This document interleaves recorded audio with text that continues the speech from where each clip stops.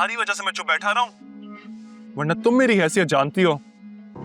मेरे सामने जुबान चलाने वाले की जुबान काट देता हूं मैं।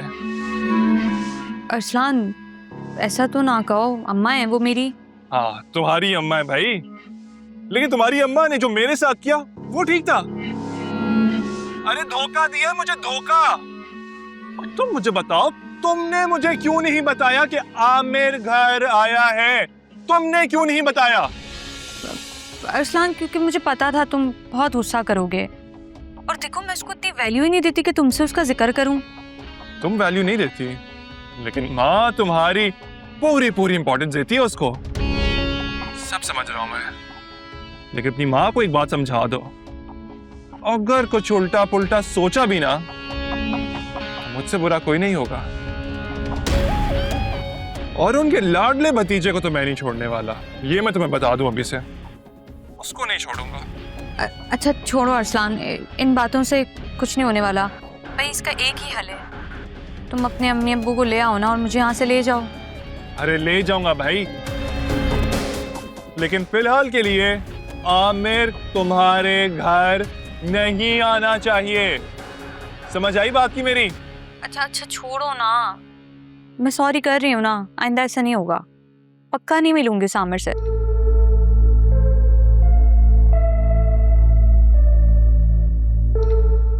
सुफियान, तुम जब से गए हो ना, तब से सब कुछ होने के बावजूद भी मुझे अपना घर अधूरा अधूरा लगता था। अब तुम आ गए हो तो घर एक बार फिर मुकम्मल लगने लगा है। मुझे भी बहुत अच्छा लग रहा है यहाँ वापस आके। पता है, बहुत तरसा हूं मैं इस तरह आपकी गोद में सुकून से सर रख के ढेर सारी बातें करने को। आपको पता है मॉम, बाहर जाके मुझे एक बात का एहसास हुआ कि दुनिया की सबसे बड़ी खुशी अपनों के साथ और उनके प्यार से मिलती है।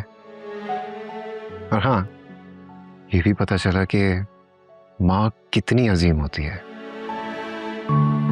उसकी मोहब्बत अपने बच्चों के लिए कितनी सेल्फलेस होती है, इतनी सेल्फलेस कि वो अपना सब कुछ कुर्बान कर सकती है उनके लिए। माँ तो जीती ही अपनी औलाद के लिए है। Yes, you are the best mom, जो हमसे बहुत प्यार करती हैं। सुफियान, मैंने तुम्हारे लिए बहुत से ख्वाब देख रखे। अब तुम आ गए हो ना, तो एक एक करके सारे ख्वाब पूरे करूंगी। अच्छा, कैसे ख्वाब? ख्वाब तो बहुत है, लेकिन सबसे पहले तुम्हारी शादी। मुझे तुम्हारी शादी का ना बहुत शौक है, बहुत जल्दी करना चाहते हैं, फौरन।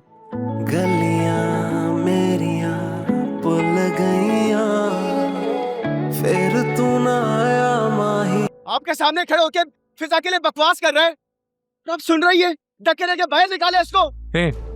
तू जानता भी है मैं कौन हूँ? अरे धक्का देना तो दूर की बात, कोई मुझे हाथ तक नहीं लगा सकता। बस बस बंद करो अपनी ये बदमाशी।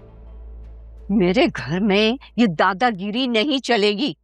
तुम लोग जानते हो ना कि मैं एक शरीफ औरत हूँ, और मेरे घर में इस तरह शोर शराबा करने से मेरी और जवान बेटी की बदनामी हो जाएगी।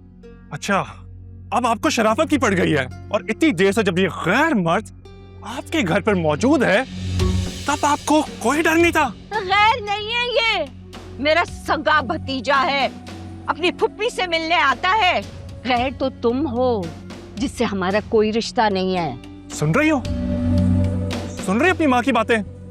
कल तक जब तुम्हें लेके मेरे साथ फिर रही थी, तब तक तो मैं गैर नहीं था। आज मैं गैर हो गया और ये सगा। ये सुपर स्टोर का मालिक है, ये अपनी मेहनत से पैसे कमाता है, अपने बाप के आगे हाथ नहीं फैलाता तेरी तरह। ताना दे रही है मुझे? ताना नहीं दे रही, समझा रही हूँ तुझे मैं, समझे? अगर तू फिजा का रिश्ता चाहता है तो अपने माँ बाप को मना के ला। इसको दे। आमिर अपने बाप को लाने के लिए तैयार खड़ा हुआ है।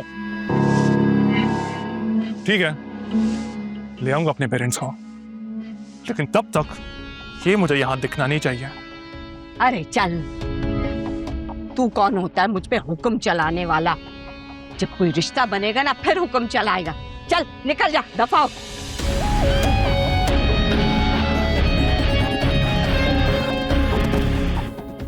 उस खबीज को छोड़ूंगा नहीं मैं अब। फिजा का नाम भी कैसे लिया इसने? अरे चल, छोड़ूंगा नहीं। उस वक्त क्या हो गया था जब वो तुझे ठोक रहा था, हाँ धनाधन मार रहा था, वो तो शुक्र करके मैं बीच में आ गई, वरना वो तेरी टिक्का बोटी बना देता। चल अब तू भी निकल यहाँ से, निकल।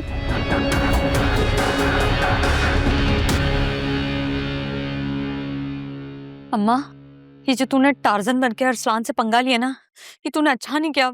ना जाने अब वो क्या करेगा। तो मैं उस कंगले के हाथ में तेरा खाली हाथ दे देती। ये सब कुछ मैंने जानबूझ के किया। क्या मतलब? क्यों? ताकि पता चले इस बंदे को माँ बाप के लाने का तप्पड़ है या नहीं।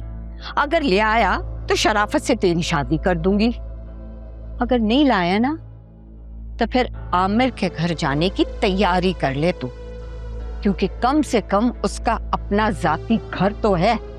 अम्मा, मैं मर जाऊंगी, इस परचून की दुकान वाले आमिर से शादी नहीं करूंगी। हाँ तो मर जा तू, लेकिन मुफ्ते में उस कंगले के हाथ में तो तेरा हाथ नहीं दूंगी मैं।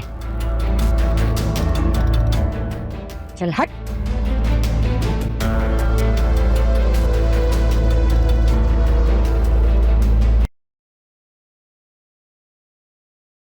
मॉम, भाई और डैड कहाँ हैं? घर में नजर ही नहीं आ रहे। हमारे डैड दफ्तर के किसी काम से गए हैं, भाई ऊपर कमरे में। आपका मूड क्यों ऑफ है? I mean, आपको तो खुश होना चाहिए। भाई इतने दिनों बाद आए हैं, आपको अच्छे अच्छे प्लान्स बनाने चाहिए, और आपको देखें तो।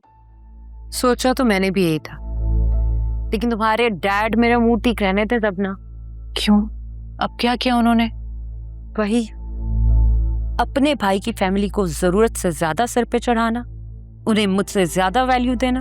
अब सुफियान आया तो उससे ऑर्डर कर दिया है कि कल खुद जाके आलिया से मिल के आए। तो इसमें मूड खराब करने वाली कौन सी बात है मॉम? आपको क्या लगता था कि डैड ऐसा नहीं करेंगे? मुझे तो पहले से ही पता था कि ऐसा ही होगा। क्यों? आलिया कोई मलिका आलिया है जो पहले जाके उससे मिल के आए? नहीं मॉम, बेशक वो मलका नहीं है, लेकिन डैड उनको और उनकी फैमिली को ना रॉयल्स की तरह ही ट्रीट करते हैं। तभी तो भाई को वहां जाकर मिलने का हुक्म दिया है उन्होंने।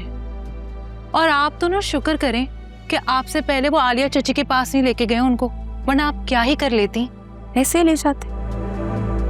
उसकी माँ मैं हूँ, आलिया नहीं है। मॉम, डैड कुछ भी कर सकते हैं, और अगर आप में इतनी पावर है ना तो रोक ले भाई को वहां जाने से। नहीं रोक सकती ना तो अपना दिल भी क्यों जला रही है? वैसे मॉम, एक बात तो है, भाई वहां जाने से मना भी कर सकते थे। मुझे और अरसलान को उनसे मिलना नहीं पसंद, उसी तरीके से भाई भी मना करते थे वहां जाने से। मैं आपको समझा रही हूँ मॉम, डैड और भाई सेम ही नेचर के हैं, तो आप बचा लें भाई को। क्या कहना चाह रहे? मेरा मतलब जायशा है मॉम। डैड जायशा को बहुत पसंद करते हैं। कहीं यही तो रीजन नहीं है कि डैड भाई को वहां लेकर जा रहे हैं मिलवाने के लिए?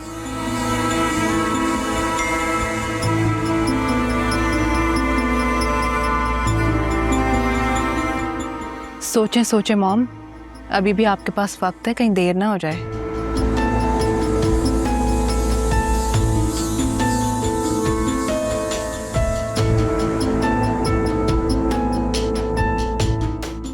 साइशा और सुफियान?